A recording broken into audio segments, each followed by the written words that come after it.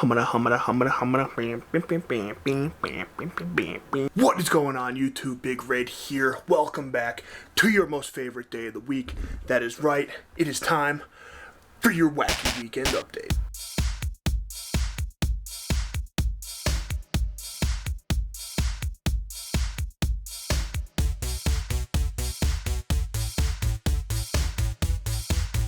Coming at you guys hot this week, alright?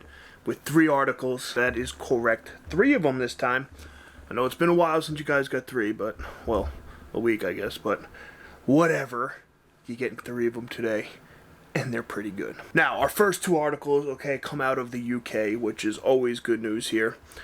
This one comes out of the Mirror in the UK and reads, TripAdvisor reviewer slams Welsh Lake for not having a McDonald's nearby. Now, I'm aware that some of you would probably hear this headline and automatically assume that this probably is happening in the United States because, you know, we're all big, fat, and overweight and all that. But, nope, that is right. This one is coming out of the UK. Turns out somebody went on TripAdvisor and under, like, things to do, places to see, whatever it is, okay, for this lake, which is called Welsh Lake, absolutely slammed it in the reviews because it did not have a McDonald's anywhere nearby. Now, typically, I would say something like along the lines of, you know, us in America are losing our minds now because all we care about is McDonald's everywhere we go, and anything we could find has to have a McDonald's nearby because otherwise, what the heck are we going to eat, right? Oh my God. We would absolutely starve and famish away from everything without McDonald's. Clearly, though, this trend is starting to pick up around the world because this has been multiple times now. I've seen something coming out of a different country that involves McDonald's. I think we got an issue here, people. And Ronald is taking over the world. Now, I did a little research about this lake here, and it turns out that it's supposed to be like completely isolated, far away from everything, nothing going on, so it's nice, quiet. That's the little place that you can go hang out and have no problems, no nothing. Nobody will bother you because everybody that gets there is probably just hiked through the woods and too freaking tired to do anything. This person really had it in them to go after it because of the fact that there was no McDonald's. Okay, now what gets me here, all right, the same person in the same review goes on to talk about how at this lake they traveled there and it was rainy and cold and they couldn't enjoy themselves because of the weather as well. Do you know where you are? Okay, listen. In London, England, everywhere, Ireland, it's all rainy and cold 98% of the time throughout the year. That's what they're known for. Get it together. Like, what'd you expect? To go here and you're going to have water as clear as glass and it be like the Bahamas? No, you're at Welsh Lake. Welsh Lake, okay? You're not in Cancun. You're not in Nassau, Bahama. Welsh Lake. What do you expect? Article number 2 here also, okay, comes out of the UK. This one is out of the Metro in the UK. And it's quite funny. I picked this article for this one reason and one reason only, and that is the title. So, shout out to the writers of this article, Jen Mills.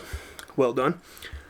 Title reads, Runaway Giant Tortoise Found 1 mile from home after escaping garden. Like I just said, solely picked this because of the article. Turns out, okay, this giant tortoise weighs 9 stone, which is about 150 something pounds, I think, 15 pounds to a stone, give or take. Where's this dude running?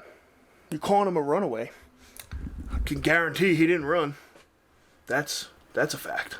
He definitely did not run. They found this tortoise, though, a mile away from its house. It was living in somebody's garden in their backyard and was in a enclosure that had like 3 feet tall fence. They have no idea how this tortoise got out. They have no idea how nobody noticed the tortoise because obviously, like I said before, this dude ain't running.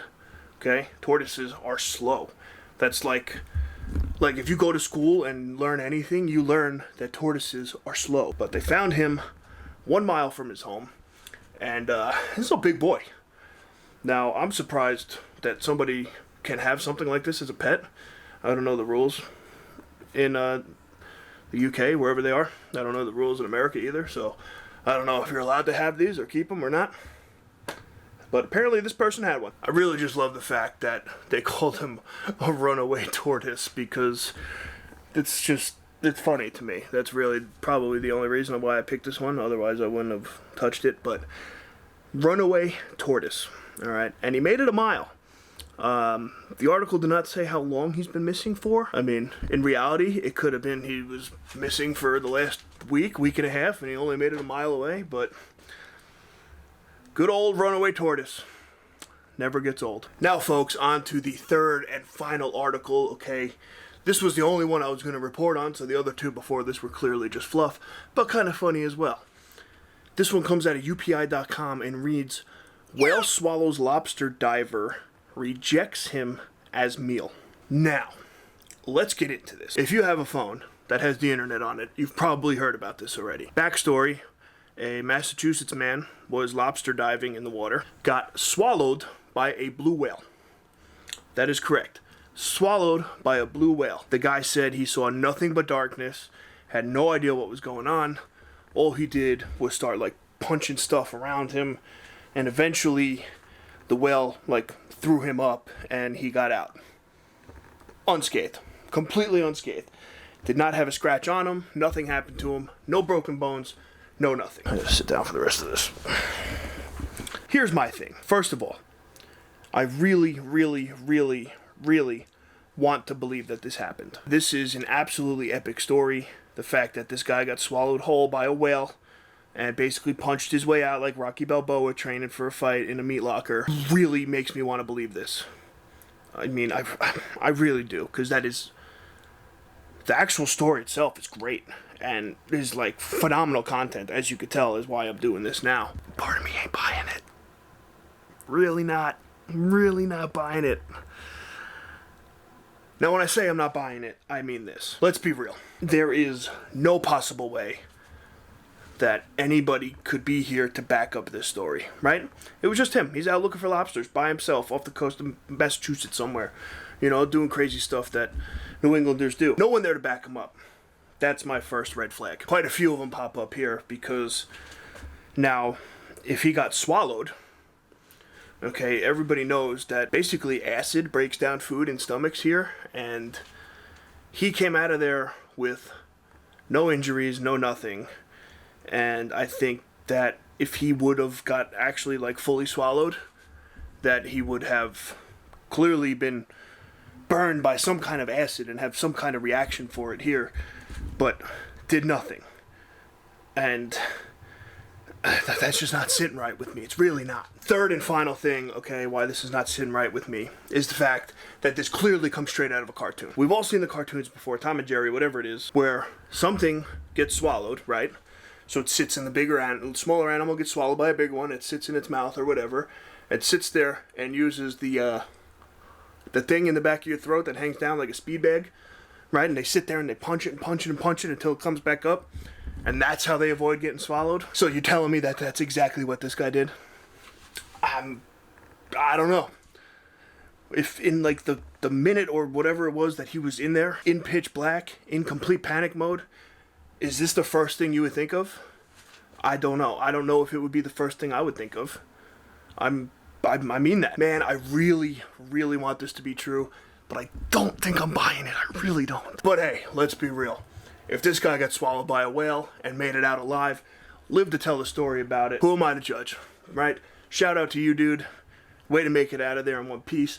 I am pretty positive you will never go into the ocean again. I also want to know, like, I probably should have looked this up beforehand, but, like, is there, like, an account for people that get eaten by whales a year? Is that, like, a thing? Because I feel like people like this guy are probably the ones that would get swallowed up by whales. If nobody's out there to actually see it happen, you know, did it actually happen? It's kind of like if a tree falls in the woods, does it make noise type of thing. So, if anybody knows, please feel free to comment down below, because I'm quite curious to know if there is actually a count of incidents of humans getting eaten by whales. Thank you. that is all I got for your Wacky Weekend update. Thank you guys for tuning in. As usual, I appreciate all the love. I really do.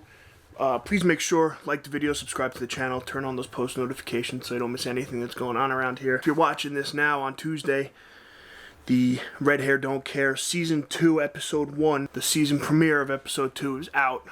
Right now, the audio is up.